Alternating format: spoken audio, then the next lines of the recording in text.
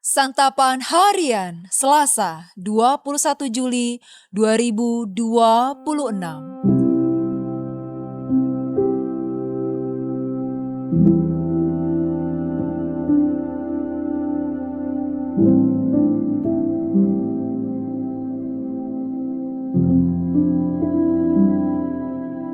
Inilah program Santapan Harian, sebuah program yang mengajak Anda menelusuri isi Alkitab, agar Anda menemukan makna firman Tuhan sesuai dengan konteksnya. Santapan Harian tertuju bagi Anda yang ingin memiliki kehidupan rohani yang segar, kuat, dan sigap.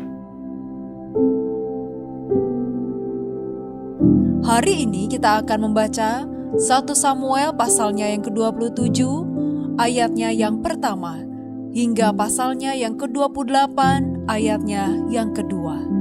Namun sebelumnya, mari kita berdoa. Tuhan Yesus, kami datang sebagai murid yang rindu belajar di bawah kaki-Mu. Biarlah firman-Mu menjadi roti yang mengenyangkan jiwa kami yang lapar. Kuatkan kami untuk hidup sesuai dengan ajaran-Mu. Di dalam Kristus, Sang Sumber Kasih, kami memohon. Amin. 1 Samuel 27 ayat 1-28 ayat yang kedua. Daud berkata dalam hatinya, "Suatu hari aku akan binasa di tangan Saul. Tidak ada yang lebih baik bagiku selain meluputkan diri ke negeri orang Filistin. Jadi tidak ada harapan lagi bagi Saul untuk mencari aku di seluruh wilayah Israel dan aku akan luput dari tangannya."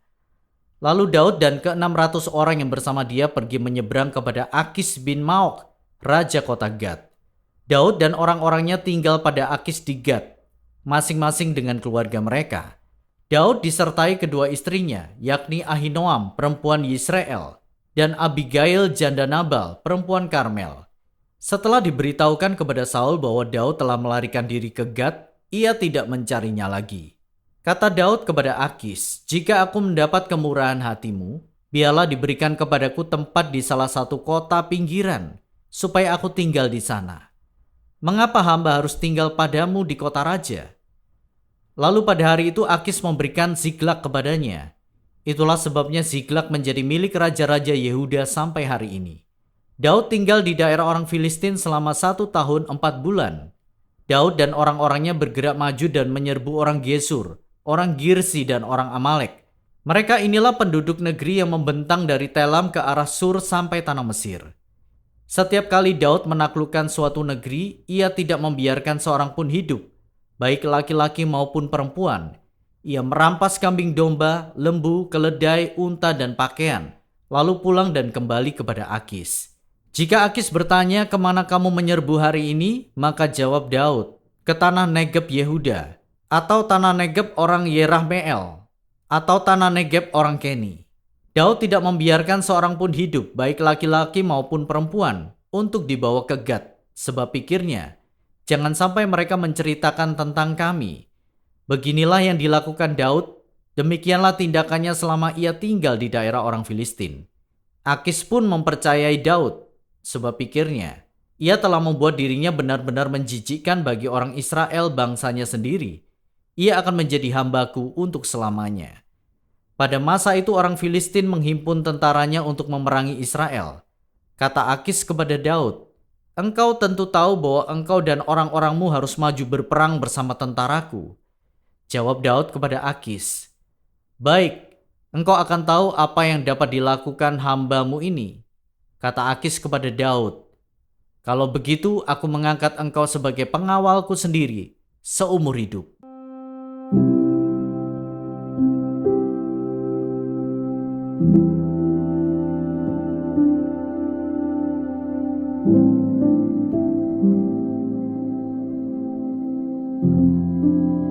Sahabat Scripture Union Indonesia, orang yang sangat beriman juga dapat melakukan tindakan yang tidak beriman.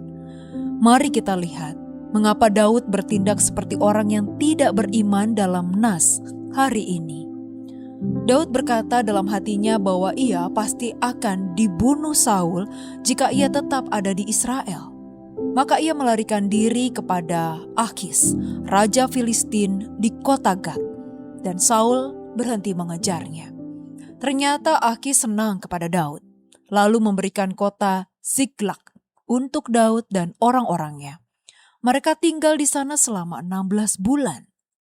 Kemudian Daud dan orang-orangnya menaklukkan musuh-musuh Israel. Tetapi ia berbohong kepada Akis bahwa ia menyerbu daerah Yehuda.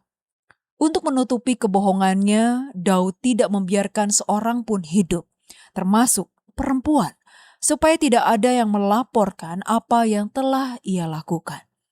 Akis percaya kepada Daud, dan ia meminta Daud ikut berperang melawan Israel.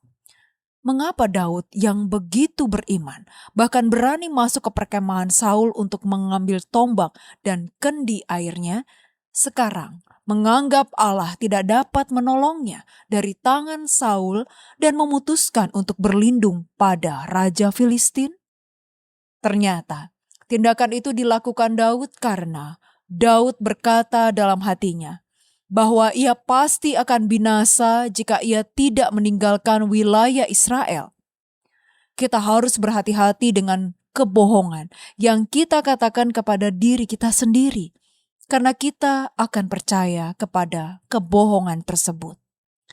Kita harus berhati-hati dengan apa yang kita katakan kepada diri kita sendiri dan berupaya untuk selalu mengatakan kebenaran.